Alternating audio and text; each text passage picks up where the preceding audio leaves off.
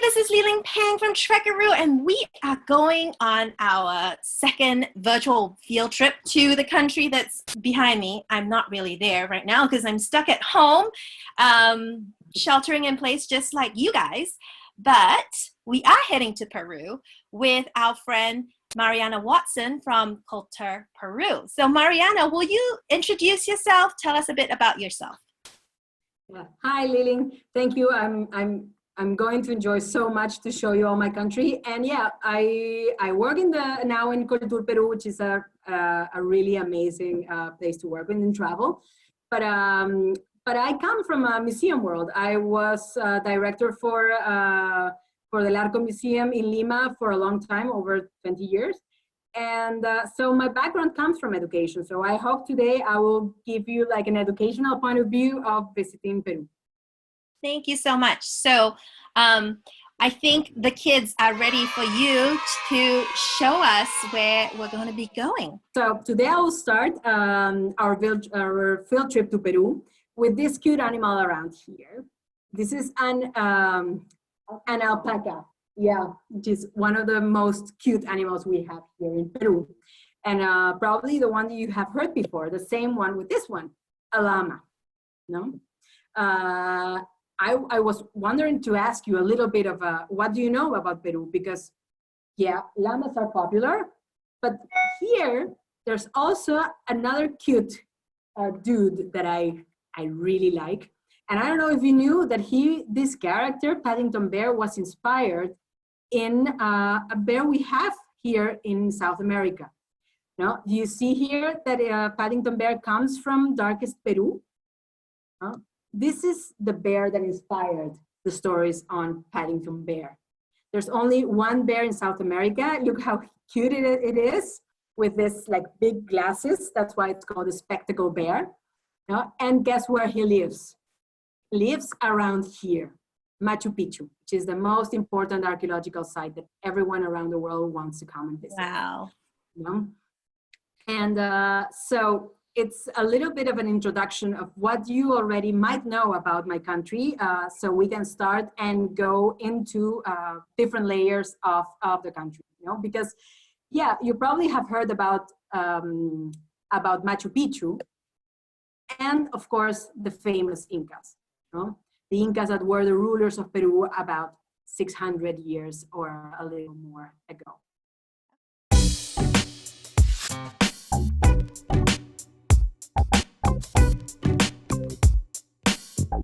The thing I wanted to show you is where Peru is located. No? The first thing that you need to know is, yes, it's in South America. Do you see here? We are really close to Brazil.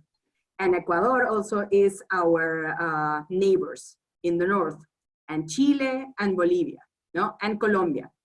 So we are right next to the Pacific Ocean, and I guess that when everyone thinks about Peru, they always are thinking about mountains, but Peru is hugely diverse and has a lot of different regions, and so it's not just mountains. Okay, so we have like 3 main regions. One of them is the coast.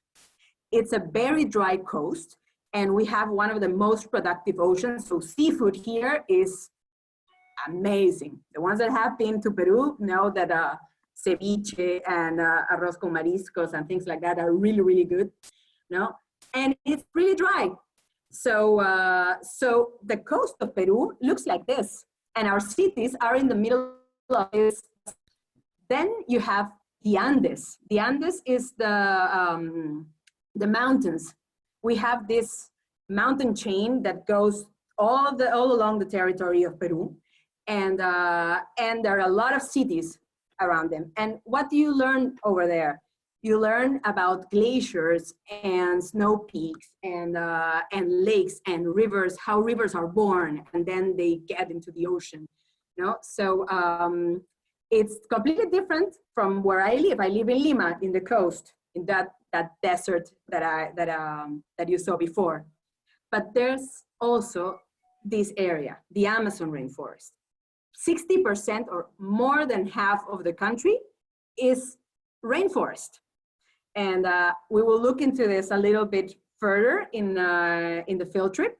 But this is the area of the country that not everyone knows, that I think is the most amazing experience, that can offer amazing experiences for everyone, for everyone in the family.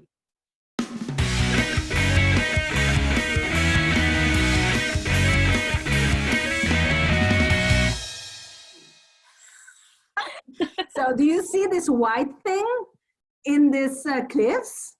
That's poo. So there are islands all around our coastline that have tons of different birds. And when they poo, they create this massive white sand. And then we go and we pick it up and put it here and we sell it. And we earn thousands of dollars and millions of dollars selling it as an organic fertilizer. Ooh. So Peru makes a lot of money selling bird poo, you know? But again, all these different regions that you have seen before, that's so rich in climates and in geography, that this is the main reason why Peru is considered one of the 6 cradles of civilization. That means there are 6 places in the world that had cities about 5,000, 6,000 years ago. These places, you probably have heard, some of you have heard about these places around the world, probably in school. Egypt, Mesopotamia, China, India, Mexico, and Peru. So that makes us important in history. And when you think about Peru and you think about the Incas, you are thinking just like the cherry on top of the cake, because Peru has cities that are as old as the mountains, over 8,000 years. This city that you're seeing, this big building, is about 5,000 years old, for example. It's right close to where I live, Lima. Do you know about how old Peru's civilizations were? Have you ever heard about that? Not if you knew. Oh, I was wondering if the city has stayed the same like over all those 8,000 years. Has it like ever like been added on to, or like, because I can see that it's like ruins, but like, has it ever like changed over the course of that time?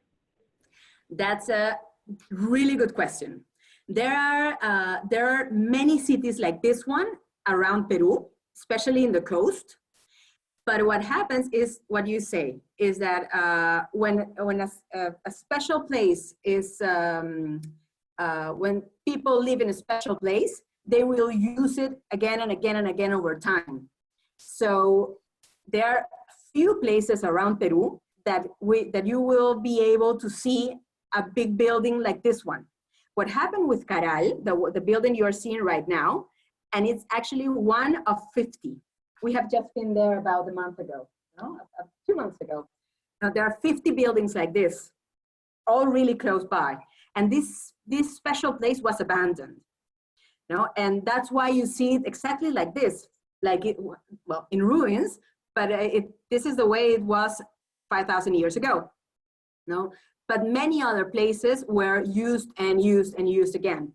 Even Lima, that's the city I live in, which is the capital, there are 11 million people living in my city.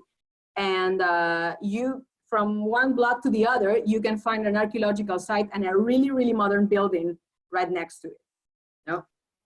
Peru as a cradle of civilization, it's mind-blowing how many ancient sites are all around.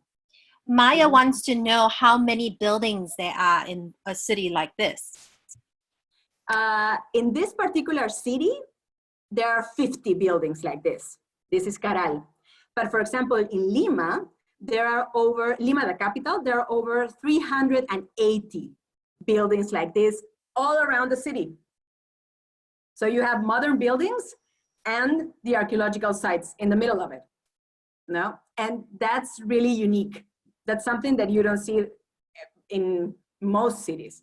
It's part of being a cradle of civilization. It's part of being having this history of having the first cities of the world, you know, and we must preserve them. It's a big challenge to grow a city with all these archaeological sites around it. Mother Earth. Until 100 years ago, everyone around the world was, the most important thing was the cycles of nature. When rain was coming, when the sun was going to come back and be warmer, so summer, no, for summer.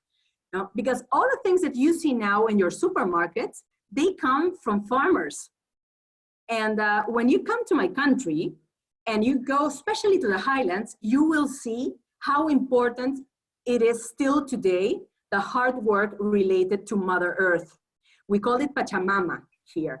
Pachamama is Mother Earth in the local language of the Andes Mountains, Quechua. You know? And again, it involves, farming involves many, many things. It not only involves hard work from a community. As you can see in the picture, there are kids and grown-ups and the bulls around here, and everyone in the community is part of it. We all work together in order to help our land to produce whatever it is you need. This other image that I'm showing now is in the Sacred Valley in Cusco. All these little squares are farmers' lands. And this is amazing. This is Waipo Lake. I will show you pictures of fun things you can do in the lake. But when you come to Peru, and if you go to the highlands especially, what you will learn is how these people they're not frozen in time, you know, but they live in much smaller cities, and they are really, really well connected to Mother Earth, to our planet, to learning how important is the rain and the sunshine. And because if you don't read the cycles of nature carefully, and if you don't work hard the land, then we don't have food. And it's not only food for them, but it's food for everyone, everyone. These potatoes that you see in the image are the ones that probably you're going to have in the supermarket. Those are going to be French fries for you. You know?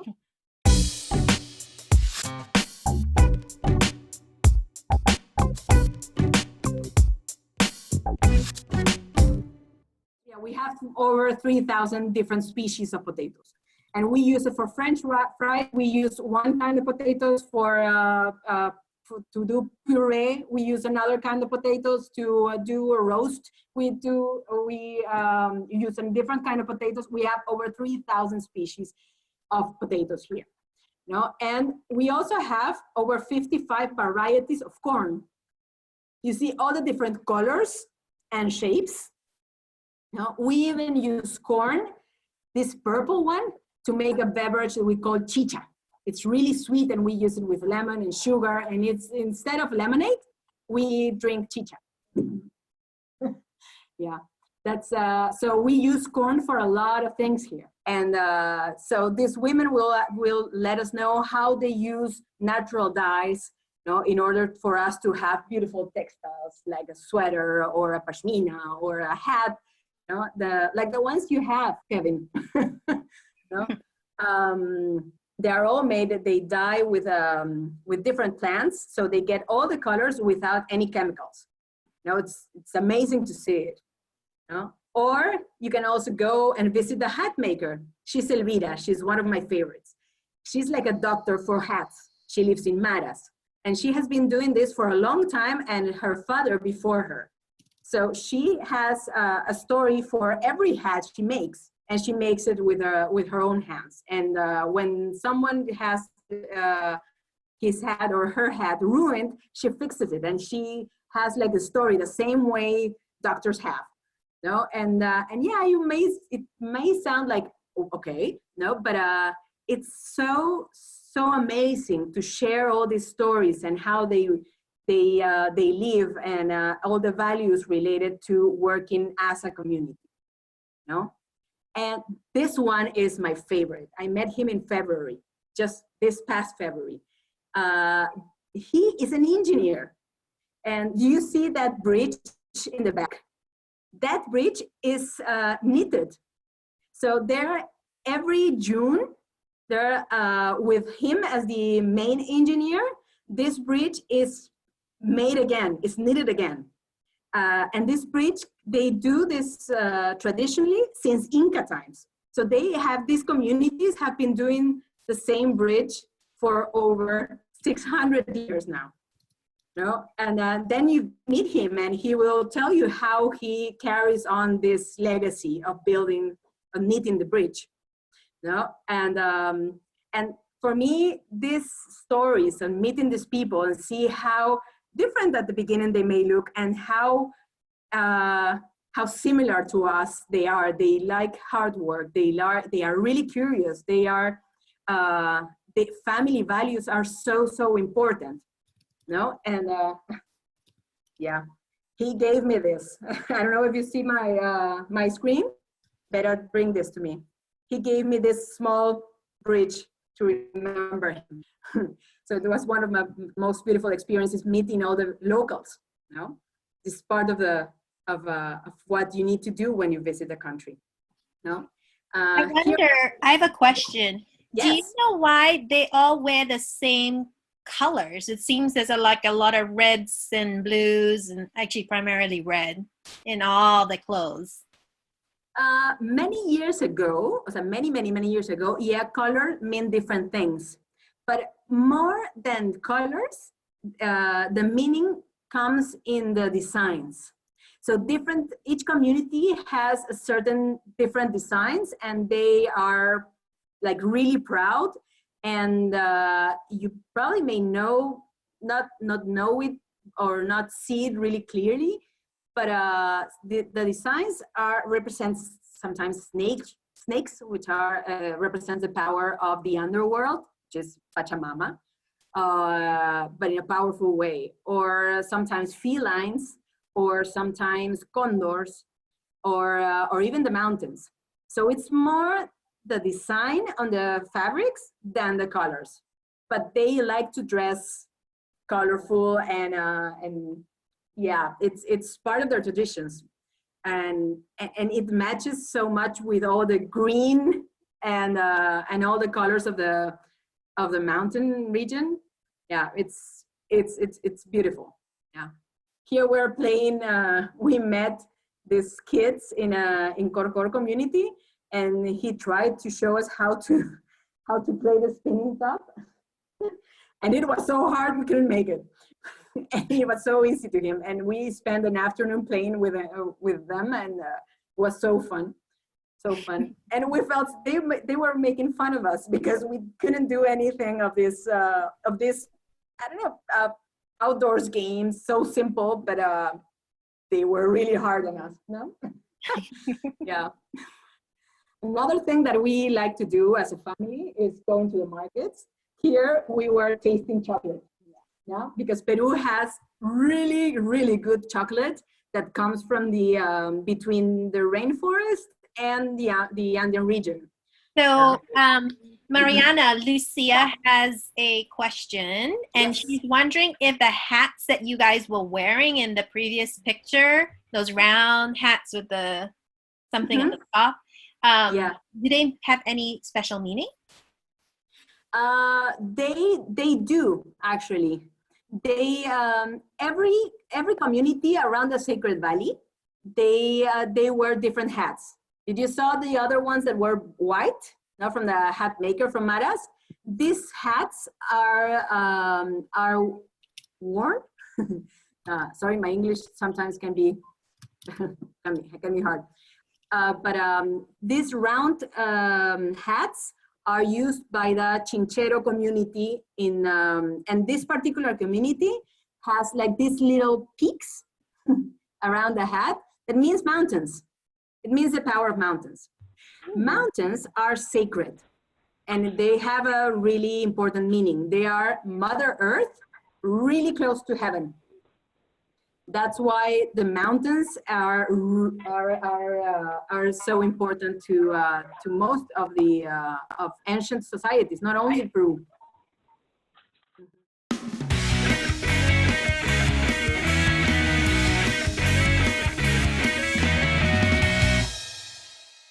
In the Andean region, we have the largest bird on Earth.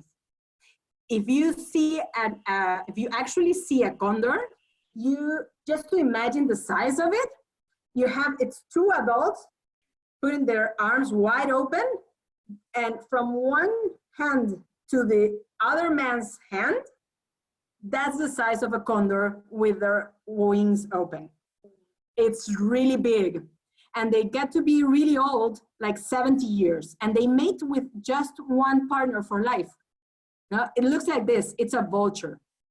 So they are not predators. They eat animals that are dead. Whoa. Yeah.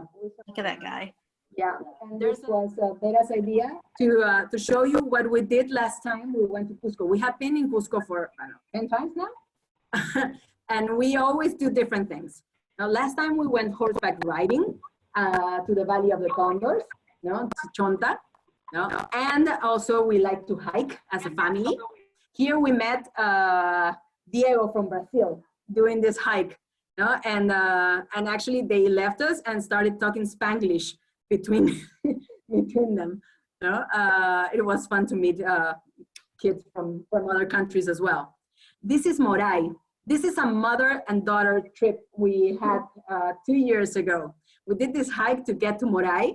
Moray is this place that it's from the Inca times. And these terraces were an agricultural experiment. This is farmers' land. All these terraces were used for farming. And it's huge, really big and amazing. And so we came from the mountain, hiking from the mountain until we got there. It was really fun. And this is Mara's salt pans. It's also fun. Do you know what this is? From this mountain, there's a salty stream, okay? Salty water that comes from high in the mountain. And the community here has channeled this salty water and built these terraces. These are from the time of the Incas. And so they have made these pools and they dry the salt. And this salt is still used today. They sell the salt. We see it in the markets here in Lima, Mara salt. So it's amazing to visit too. Yeah, where is the salt coming from? This is a mountain area? Yeah, it's in the Sacred Valley, and there's a small stream. It's a really small stream, but if you taste it, it's coming from the top of the mountain. And if you taste that little river, I don't know how it's like a creek. It's really, really small, but it's super salty. So they have channeled this, and all these pools get this water. Where's the source of the salt? Like, I understand the source of the mountain stream, but where does it pick up the salt as it goes along? Apparently, the sediment that comes, the stream comes from a glacier. Okay, yeah. And then as it comes in the mountain and out the mountain, which is to this small stream, it gets all these sediments from the mountain that becomes really salty. Oh, interesting. Yeah, you really taste it, and it's super salty, super salty. And this stream has been going on for, again, 600, 700 years. At least, and still used today. When you go there, you see all the salt farmers working all these pools. This is an amazing picture too. Are you enjoying our virtual field trip? Be sure to click the like button or to subscribe so you know when our next field trip happens. Remember the lake I showed you before? And you see how the snow peaks are here in the background? These are my kids. This is Maya, which is not here, and Vera, last year doing paddle. And here I was safer. They were in the paddles, and I was in the kayak, avoiding getting wet in this really cold water. but it's some things of it can be adventurous, and my kids made it look so easy, the paddle boards. No, but I prefer the kayak. You know, you can also do river rafting in the Sacred Valley of the Incas, no, in the Urubamba River. And here comes Machu Picchu. This is my picture with the big rainbow. Now here in the highlands, you have rainy season and you have dry season. Our summer, which is January, February, and March. So we are in the southern hemisphere. So when you are in summer, we are in winter. And when we are in winter, you are in summer. Did I say that correctly? Yes. But we have it opposite, switched, exactly. Now, so we went to Machu Picchu in December. No, this was October, I think. October. And we were at the beginning of the rainy season, and we got this beautiful rainbow there in the mountains. To get to Machu Picchu, which is like the highlight of Cusco, you have to get into the train, and it's an hour and a half in these beautiful trains around the mountains. And after you get there, you have to take a shuttle bus because Machu Picchu is in the top of the mountain.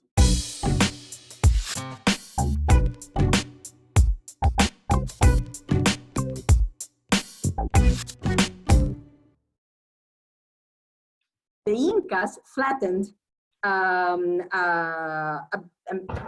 of like one of the mountains, flattened a piece of land between two big mountains, which is the Machu Picchu mountain and the Huayna Picchu mountain, which is the one here on the back.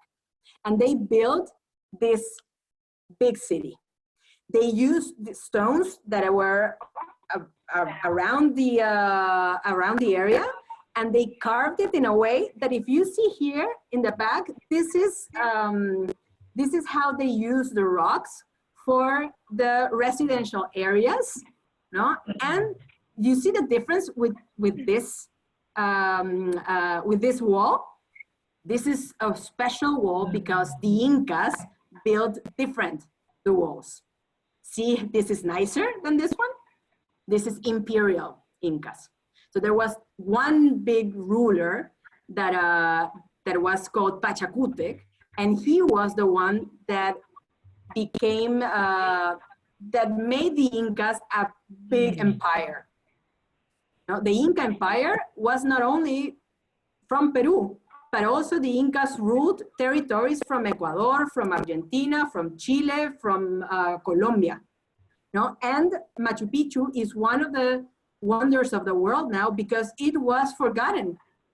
So the Spanish conquistadors came, and this was abandoned, and no one knew about this big city until 911, around 100 years ago.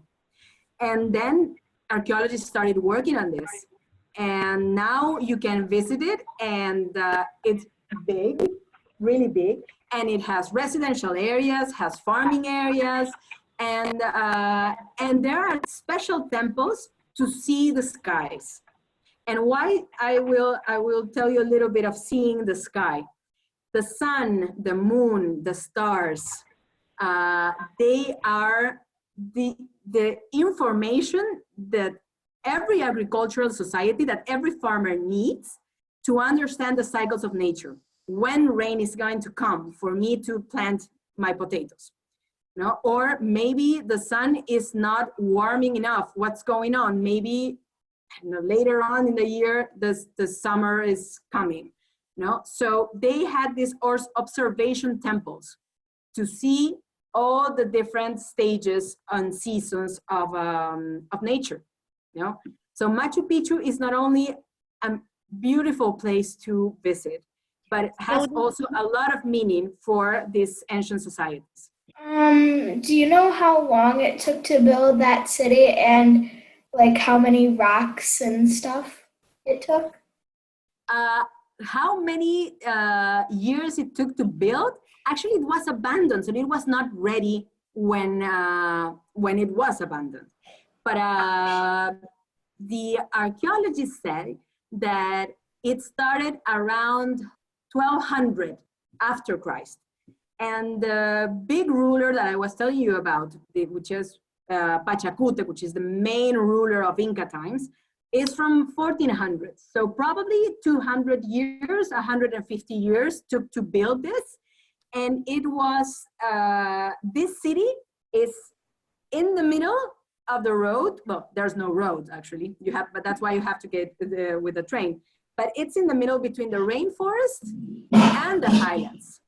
So Machu Picchu has a mixture of, it's a different environment than just mountains. It's actually pretty humid, no? And this was a city that was in the middle of the road to the rainforest that also provide them with a lot of products that they needed to survive as well.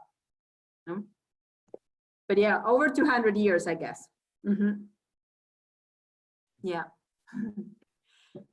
I love this picture because, you know, in Machu Picchu, there are around 30 llamas and alpacas wandering around. And you can take a selfie. It's the perfect spot for a selfie, a llama selfie. No? Well, kind of Maya don't like it. You know, llamas, sometimes they spit if they feel frightened. They didn't spit on Maya. They didn't. Maya was like really careful. But the picture of Beta with a llama was really good. Do you have any questions at all about Machu Picchu? Parker says that a llama spit on her once. Yeah, I know, they spit. But you have to be careful. Each time that I go to Machu Picchu, because I've been there probably, I don't know, 10 times now, and each time that I go, I have my llama selfie. So if you are careful, you don't get spit. Oh, I'm so sorry. Are there indigenous tribes still living around the temples? And if so, do they use the temples for religious purposes to, like now, or is it more ruinous than that? No, Machu Picchu now is not, there are no indigenous communities around. Actually, in Peru, the indigenous communities are mostly now in the rainforest, because in the Andean region, they are already connected with life as it is now for us in big cities as well. Okay.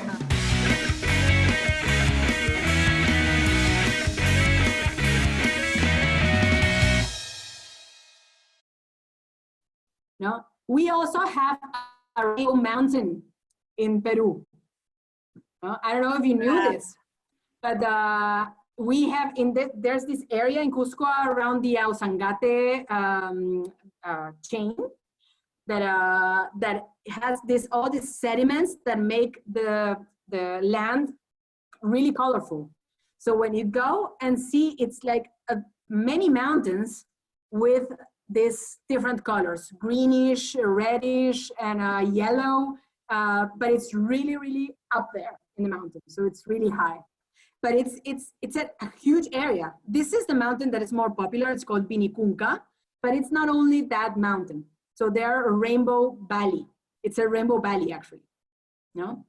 Mm-hmm. And there's a river that goes through really close by, that all this sediment, especially the red one, makes it red. So we have a red river that looks like really bloodish, you know, really red. Mm-hmm. It's all around here. Yeah, okay, this is my favorite part. I've been to Cusco and other cities in the Andean region many, many times, but and I know that's probably in the must-do things when someone is planning a trip to Peru, to go to the Andean region, especially to Cusco and visit Machu Picchu. But I wanted to bring you to this part of my country that is, it's amazing. And I each time that I go, and it's huge again, it's like 60% of the country is rainforest. You know? So if you're thinking about a safari, then safaris are only in Africa, well, it's not true. In Peru, you can have your own safari and you can have your big five, but they're not big five. There are big, I don't know, 1,000 different animals that you can see. You know? And my kids love it. You know, my two kids love it because, first of all, there are no roads, there are rivers. So as soon as you get out of this plane, you have to go straight to the little harbors, get into the skiffs or little boats, and then drive through the rivers to the middle of the jungle. These are protected forests. And in these protected forests, you will find all the wildlife that you can imagine. And you can become a biologist, an entomologist, or even just an explorer. And curiosity is key. And each time you go, or every city or national park that you visit, is a complete different experience. You won't find the same wildlife in the same trip or in twice. It's a different experience each time you go. You see here how nature thrives. There are no cities here, it's just forests. Now, do you see how big this tree is? It's so big, and in order to get out of predators, and I will show you the predators, you have to see wildlife on top of the trees. Now, this is Vera when she was 4 years old. This is my husband, and we climbed these big towers to these bridges, the canopy walkways. And here in the canopy walkways, you are in the treetops. And here, if you are really quiet and you don't make any noise, you can see animals. No? From all kinds of monkeys. This is from howler monkeys that make this huge sound that sounds human. No? I want. This, Yeah. that's a sloth. Yeah, but that's my picture. And of course, there's a stick in the middle of his face. But yeah, that's what you see. When you're in the canopy walkways, you see from all kinds of bugs and butterflies and the moths, and then you find the monkeys and the sloths and harpy eagles. If you are really lucky and you're really deep into the forest, you find harpy eagles. Yes. And they're big. They're actually, they are between 2 or 3 feet tall. And with the wings open, they are about 5 to 7 feet. They're huge predators. Do you see the claws? They are funny looking, but they are dangerous. They are one of the most important predators in the Amazon rainforest. Yeah. They look like owls. Yeah, they look like owls, but they are huge. They are condor-like birds. And you have to be really lucky. They are endangered species, and there are many projects from biologists and that are now taking good care of them in order to increase their population. You know? The ones that are here in the lower end are otters, river otters, and they are also predators too. They fish, you know? And this is the major predator in the area, the jaguars. You know? And don't worry, it's not that you're going to be walking around in the jungle and you will find a jaguar. They are really hard to find, but usually when you are in rivers, you know, getting into your lodge, or you see them drinking water, so you are safe in the boat and you get to see them.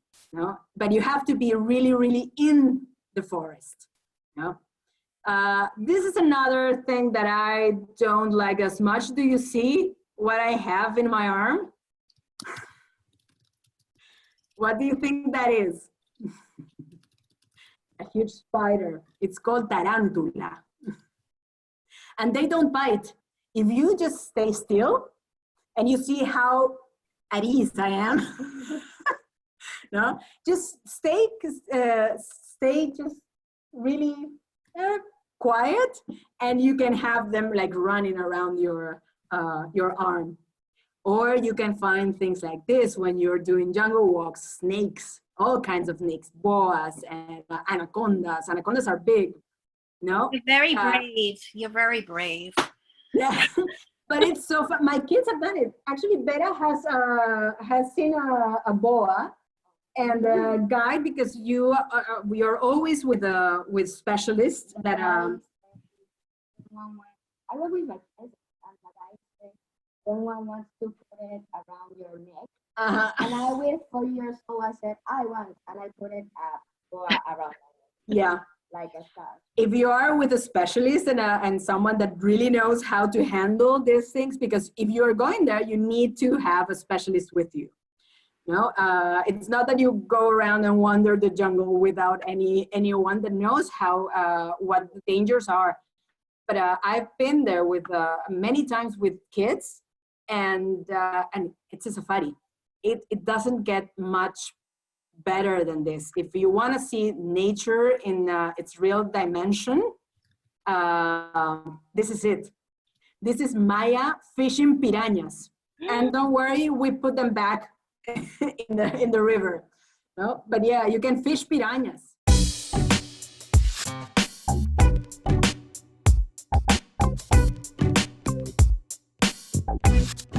And how you know how you do it? You have a small piece of beef, and you put it there, and you throw it in the river, and they will bite it, and then you have to bring it back to you. So, and you see how they are biting the beef, you know? Do they bite your finger when you pull the hook off? No, I gave it to the to the guide. But they have this big shiny red belly. They are the most dangerous ones. You know? So the guides know where to swim, because actually I've swim in those waters, but they will tell you where to swim and where you can't. You know. And talking about fish, this is another fish from the Amazon rainforest. This is a paiche. We eat this. This is really good fish. And it's huge. It looks like a dinosaur, and it's a species of fish that hasn't changed in a long time. So there are many places where you can go and see how they fish these big paiches, and then you can eat it at the lodge. Yeah. And here you see.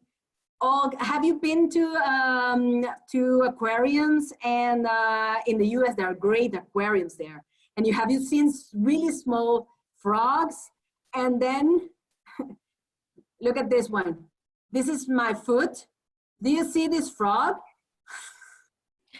Oh my God, that's huge. It's huge. It was the size of my foot. So you do night jungle walks, because the sounds and the species that you see at night, they are different than the ones that you see at daytime. So I wanted to show you this really small, tiny frogs, like the ones you see in aquariums in the US, and the real thing that you can see in the Amazon rainforest when you go in the night jungle walk. This is a really bad picture, but this is also at night, and this is another really small frog. Do you see how it's like a balloon here in the neck? Do you see it? Yeah. Yeah, that's with my cell phone. It was really dark, but there are thousands of different kinds of frogs. And it's fun. It's really fun to find them all around, because they are the easiest one to spot. What type of frog is this? Lucia wants to know. I can't remember the exact name, but because there are so many, Lillian. So many, Lillian.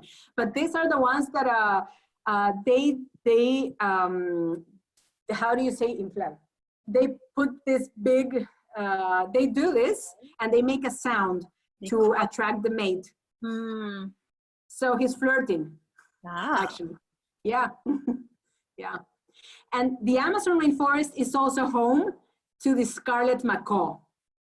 The scarlet macaw is about 80 centimeters long. That's, I don't know how big it is in feet, but it's a big, big bird. And there's a special project there where you can talk to the biologists that are trying to, again, increase the species. And so you go get and see the chicks of the scarlet macaws, and you get to see them in real life, and you get talk to a biologist and about them, you know, about how they do this amazing work of having more of these species in the area. You know, these macaws are so beautiful and so colorful. You know, and this is another thing I did last year in November. This is the river turtle, the yellow spotted river turtle, and this is a baby. And we got, I visited a special project and I got to release babies. You know? See here, I was with a group of friends, and they showed us the eggs of the turtles. They showed us all the process of how they hatch and how they are preserving this, because you know a lot of people have these turtles as pets in cities. No, so the population has decreased a lot. So when you go and visit these projects, you're also helping them funding these projects of increasing their populations. Now, so we got a small turtle and we got to name it and we released it into the rivers. And it was really beautiful. Yeah, my turtle had the names of them. You have a turtle living in the jungle. Yeah. And also you can go to a particular project, again, that you can talk to an entomologist. This is the ones that study bugs. And you can't imagine how many different bugs we have in the Amazon. And you can work with them in order to see if there are new species discovered. And if you get a new species discovered, they will give you like a guideline, you know, to find out which bug this is. And if you can't find anything, it's probably because it's a new species of bug, and you can name it, and they will send it to research centers in the US and other parts of the world, and again, you will name the bug. So there are a lot of interactions with science when you are in the Amazon rainforest. That's what I love it. What kind of bug is this one? This one is, how do you say insecto hoja? It's a leaf. It's a leaf insect that looks like a leaf. And they are stick insects, and there are all kinds of moths that can be like this size. That looks like bats or something. No? But this is like a leaf. So when you go in the jungle and night jungle, and you go with the torch and you find such strange bugs, and they're all different. And yeah, and we also have the world's highest lake.